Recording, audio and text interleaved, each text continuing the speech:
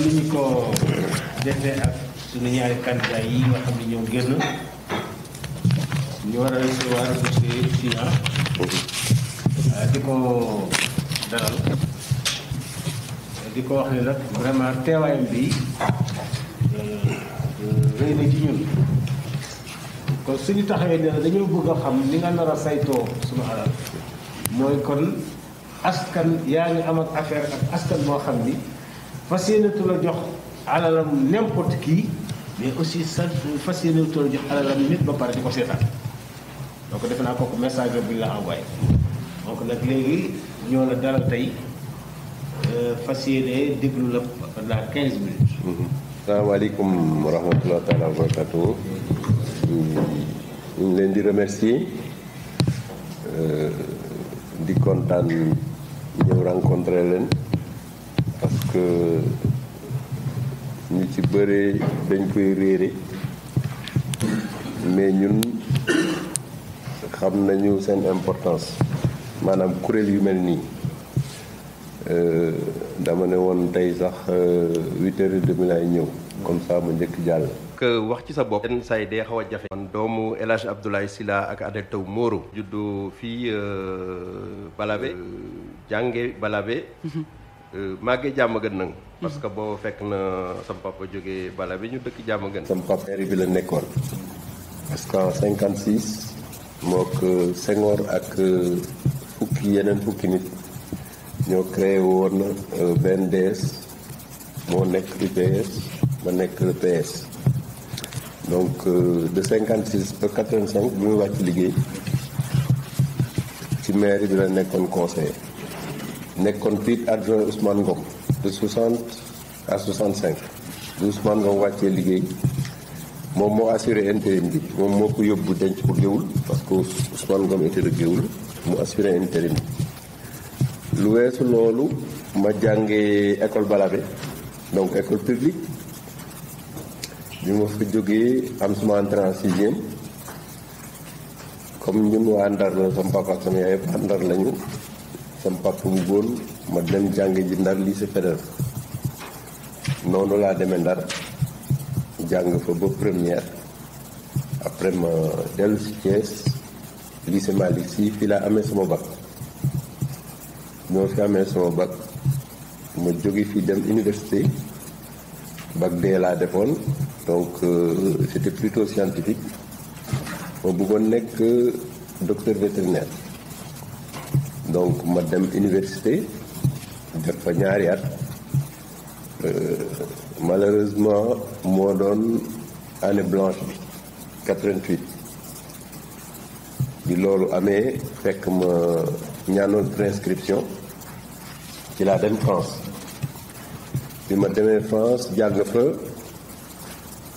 def ñaari at Poitiers après dem Paris Sorbonne def fa maîtrise en gestion des ressources humaines bi ma paree loolu ma liggéey Paris parce que man mosuma am bourse état mosuma financé bi ma defee 2 ans Poitiers dërëm bu ma ko mos a lekk Sénégal ba mu jóge samay waajur ci samay mbokk bi 2 ans yi matee ma ne leen daal affaire bi diis na metti na léegi bàyyi leen ma débrouiller ci noonu laa ñëwee Paris di liggéey di jàng liggéey bi ma doon liggéey dama doon jóg bis bu ne 4 heures du matin di dem di remplir rayon supermarché loolu laa ko doon liggéey yàlla def nañ ma def ci secteur boobu mu dem di franchir échelon yëpp ba nekk fa cadre donc nekk fa directeur de magasin nekk fa responsable réseau donc am fa suma teraanga mën naa wax bi loolu amee pour gàttal def naa fa quand même ñaar fukk ak juróom waaye dañ ne jamay tukki waaye fu la mooy ñibbisi parce que nag dama mas a am ambition pour Thiès ak pour Sénégal donc vous allez me dire dama leen di corrompre mais dama leen di wax dëgg man dëgg rek lay dund. En 2012 le François Hollande jël nekk président France 6 premiers mois yi xëntewul leen lu dul légaliser mariage homosexuel. Voilà, donc pendant 6 mois ñun dañ daan dem juma, l'imam nous exhortait à aller aux manifestations. Loolu dama daan wax chaque fois ne lii parce que la France quand même c'est un pays de tradition chrétienne. Église bi dafa xeex ba sonn ñun ñu xeex nous sommes minoritaires là-bas mais ñu xeex ba sonn terewul loi bi passé et ça a été un déclic parce que daf doon xaw Hollande di xaw Espagne di xaw yooyu yëpp ma ne lii du mas a am France mais bi mu amee y a eu un déclic nag ma ne j'ai plus rien à faire dans ce pays nañ di wut bunt pour ñibbisi. Pour gàttal yàlla ubbil ma bunt parce que 2013 novembre 2013 élection locale yi 2014 la woon au mois de mars élection yi laa waroon jëkk nekk candidat au niveau de Thiès ma am sama benn xarit man maa ngi woon Paris moom mu nekk Californie ñu jokkoo ma ne ko man daal damay ñibbi Sénégal mu ne ma man ko dama masa am ambition servir mon pays et en l'occurrence servir ma ville muy Thiès ñu waxtaan ci ba tegoon plan ba commencé campagne ci Facebook yàlla li muy dogal ñu renvoyé élection yi mois de juin bi loolu amee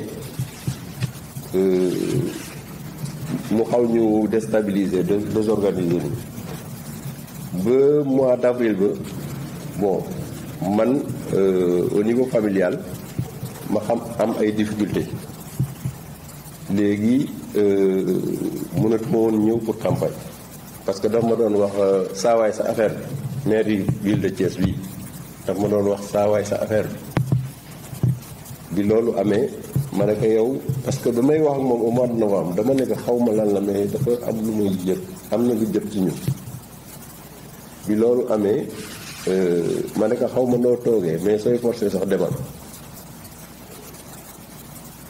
effectivement mu ñëw bi mu ñëwee nekk maire de la ville de Thiès noonu septembre ba tabaski c'était le 22 septembre les 15 dernières années de la vie de ma mère c'était notre rendez-vous maak moom annuel chaque année dama daan ñëw tabaski ak moom ci laa ñëw tabaski après ma dem gis ko ñu waxtaan mu ne ma saawaay sa affaire bi comme yàlla teg na ko suma loxo na nga amoon yéene vraiment liggéeyal dëkk bi ñëwal ñu liggéey dëkk bi voilà ci noonu laa bàyyee lépp France j'ai tout laissé là-bas je suis retourné en France pendant 1 mois et demi rek la sama lépp ba sama oto ma yàpp ci conteneur lépp rek la sama famille c'est comme ça que je suis entré au Sénégal. D'accord. Ça j'aurais pas besoin de 7 minutes. Ah ouais, c'est bon. Voilà donc noonu laa ñibbisee ñëw nekk ci mairie bi ci liggéeyal waa Thiès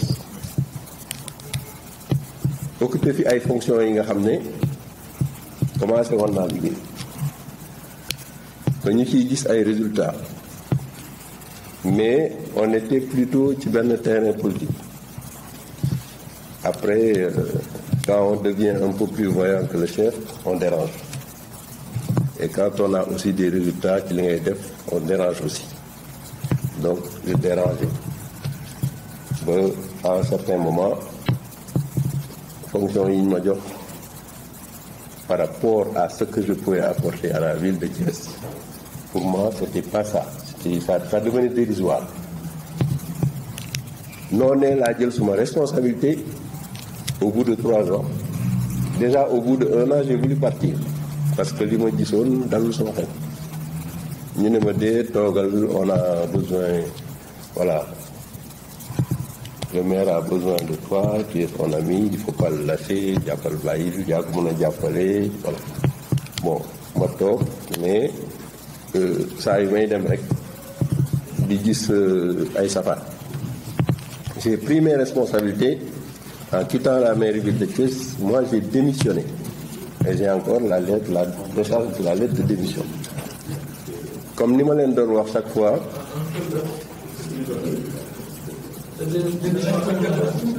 en février 2018. Donc comme je leur disais tout le temps, moi j'ai un métier. Mon métier c'est pas politicien. Moi je suis un travailleur. D'ailleurs bi ma nekkee ci mairie bi il m'appelait le technocrate. dañ daan def réunion man leen lii la ñu war def ñu ne ma yow yaa am dëgg c'est vrai lii la ñu war def mais dimbali ñu ñun dañuy politique. Donc ça devenait de plus en plus compliqué. Du coup j'ai pris mes responsabilités. Je suis parti. J'ai retrouvé mon ancien métier. Voilà ci laa jàpp di ci tedd ba tey di waajal nag local yi ñu jëm. Donc du coup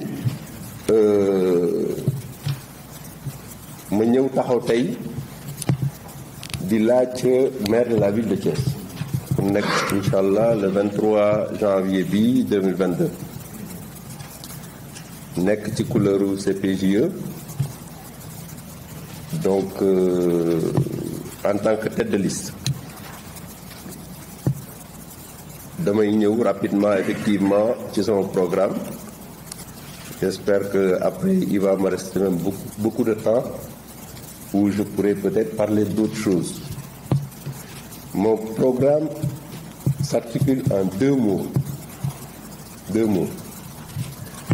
Je suis l'homme qui va développer Thiès en 2 mots. Qui est l'écoute et l'action. Li tax ma génn gaam par rapport ak depuis 1960 li ñuy chaque élection li ñuy proposé Thiessois yi ak Sénégalais yi. On fait des programmes en 10 points, 15 points, 20 points. Actuellement même à Thiès, il y a un candidat à la ville qui propose un programme en 100 points. Vous croyez que c'est sérieux ça? Il faut arrêter. Ça c'est un massacre et il faut l'arrêter. Donc, tey il faut respecter les Thiessois. Man, j'ai l'expérience de la ville. Poste yi ma jot a occupé mairie ville tax na presque laay wax parce que kenn matalewul dara presque li xew Thiès yi xam naa muy ci mandat bi passé ak mandat bii di jeex. Donc tey man su ma ñëwee du ma rek di tâtonner parce que xam naa fi metti, xam naa fi sooxe, xam naa fi ñu war dem principalement pour am ay ressources pour a mën a génne Thiès ci guute gi mu ne. Parce que nag loolu laa leen di wax ma ne leen tey suñu ñëwee Thiès waay le 23 janvier bi suñu opté pour le changement dañuy jooyanti ba pare parce que nag li fi yàqu ak li fi dëng bu bëri. Donc ñun suñu première mission mooy loolu. Su loolu paree ñu door a teg li ñuy teg door a commencer vraiment liggéey dëkk bi. Et Thiès toll na fi nga xam ne au niveau national et international am na position bi nga xam ne Thiès a tout pour plaire. Thiès a tout, mais vraiment tout pour se développer. tey monde bi ak yëngu-yëngu yi investisseurs yi je sais qu'on en a reçu ici mais kenn investirul parce que y a pas on les a pas pris au sérieux et y a pas eu de suivi ñu dem seen yoon